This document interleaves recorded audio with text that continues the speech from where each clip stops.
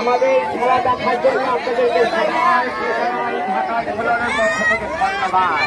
তবে তাদের ওষুধ 5 টাকা আছে, আপনি নিয়ে যাবেন। কারো কাছে যদি 5 টাকা 10 টাকা খরচ ঘটে যাবেন না, নিয়ে যাবেন। উপকার হবে, বাদ বাকি টাকা মসজিদ করে দান করে দিবেন। অবশ্যই নিয়ে যাবেন। গাছের ব্যথার ওষুধ 5 টাকা আছে, লাগে।